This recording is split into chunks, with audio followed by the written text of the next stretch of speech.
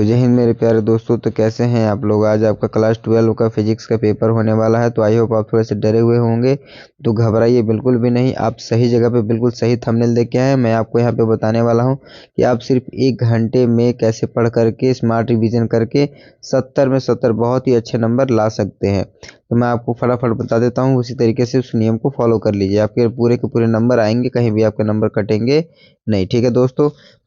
Coulomb का नियम क्या कहता है हमसे, किन्हीं दो स्थिर बिंदु आवेशों के मध्य, मान लिया यहाँ पे Q1 है Q2 है, ठीक है।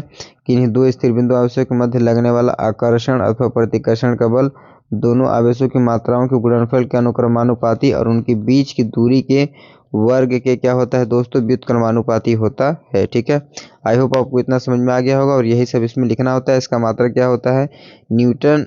इसका मात्रा क्या होता है, न्यूटन होता है। क्या होता है दोस्तों, न्यूटन। क्या होता है, न्यूटन। ठीक है। और आवेश का मात्रा क्या होता है दोस्तों, कूलाम होता है। और यहाँ पे दूरी क्या है, मात्रक उसका मीटर है। क्या दोस्तों, मीटर। अब अगला क्वेश्चन देखिए क्या कह रहा है यहाँ पे, गॉस का प्रमेय। गॉस का प्रमेय, तो गॉस का प्रमेय दोस्तों वही लगेगा जहाँ पे गॉसियन पृष्ठ होगा। और गॉस की खासियत है कि जो उसके अंदर जितने आवेश होंगे उसी को काउंट होगा, अदरवाइज बाहर में कुछ भी आवेश होंगे उसको काउंट ये नहीं करता। जैसे 1 2 3, यहाँ पे 3 आवेश है, तो आंसर इसका कितना हो गया दोस्तों, 3 कूलाम हो गया। कितना हो गया, 3 कूलाम हो गया। आई होप इतना आपको समझ में आ गया होगा। अगला क्वेश्चन देखिए क्या कह रहा है, कैपेसिटर और उसकी एनर्जी। कैपेसिटर क्या होता है दोस्तों कि ये ऊर्जा को इकट्ठा करके रखता है और एक बार में ही क्या करता है, इसको छोड़ देता है। जैसे मोटर को चलाना होगा तो वहाँ पे कैपेसिटर बहुत जरूरी है दोस्तों। क्यों, क्योंकि आवेश को ये क्या कर सकता है, इकट्ठा कर लेता है और एक ही बार में क्या कर देता है, उसको दे देता है। ठीक है।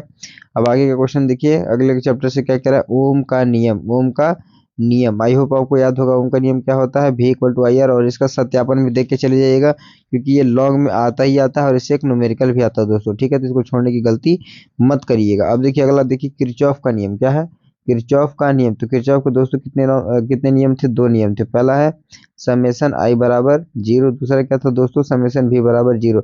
यानी कि किरचॉफ जो है वो क्या कहता है कि कुल धाराओं का योग बराबर 0, और कुल धाराओं का जो कुल विभवांतरों का जो योग होता है वो कितना होता है दोस्तों, 0 होता है। अगला क्वेश्चन देखिए, व्हीटस्टोन ब्रिज और पोटेंशियल मीटर, ये आपको देख के ही जाना है, हर बार आता है।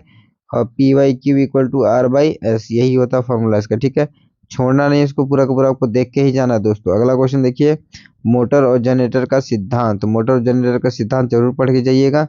अगला क्या है, फैराडे का नियम। अगला क्या है, फैराडे का नियम, लेंज का नियम। देखिए इसको देख के ही जाना है आपको, कोई भी क्वेश्चन छोड़ना नहीं है यहाँ पे। फटाफट अभी रिवीजन करिए कॉपी निकाल के। वेव ऑप्टिक्स क्या होता है, और मॉडर्न फिजिक्स का क्वेश्चन। यंग का डबल, ये देखिए ये हर बार, आज से लगभग ये 10 साल से क्वेश्चन आ ही रहा है और ये हर बार आता है। ठीक है। यंग का डबल स्लिट एक्सपेरिमेंट। अगला क्या है, फोटो इलेक्ट्रिक इफेक्ट क्या होता है। और लास्ट वाला क्या है कि डी ब्रोगली वेवलेंथ किसे कहते हैं, डी ब्रोगली वेवलेंथ किसे कहते हैं और क्या होता है। तो बोर्ड परीक्षा में महत्वपूर्ण प्रश्न, बोर्ड एग्जाम में बार बार पूछे जाने वाले 5 से 3 अंकों वाले क्वेश्चन को जल्दी जल्दी देख लीजिए और उसका आंसर भी देख लीजिए। अभी मैंने अभी जो आपको बताया क्वेश्चन वो कई बार आ चुके हैं, तो इसका आंसर मिस मत करिएगा, देख के ही जाना है। कम समय में न्यूमेरिकल और थ्योरी क्वेश्चन, यानी कि फॉर्मूले जितने भी है दोस्तों, अभी फटाफट एकदम कॉपी निकाल के उसको देख लीजिए, इसको छोड़िएगा नहीं। अगला क्या करना है आपको कि शॉर्टकट और ट्रिक्स। शॉर्टकट और ट्रिक्स, जिन टॉपिक्स में फॉर्मूला आपको मिल जाए, बेस्ट क्वेश्चन आते हैं, उन्हें जल्दी से रिवाइज करिए। जैसे कौन कौन सा है, पहला चैप्टर हो गया, और दूसरा क्या हो गया कि दर्पण से दोस्तों, किससे, दर्पण से। और तीसरा किससे हो गया, लेंस से दोस्तों, किससे हो गया, लेंस। तो 3 चैप्टर बहुत जरूरी है। पहला आपको फॉर्मूला पता होगा कि पहले चैप्टर से F डायरेक्टली प्रोपोर्शनल होता है Q1Q2/R स्क्वायर के, किसके, R स्क्वायर के। दर्पण का फॉर्मूला आपको पता होगा, 1/F बराबर 1/V प्लस 1/U होता है दोस्तों।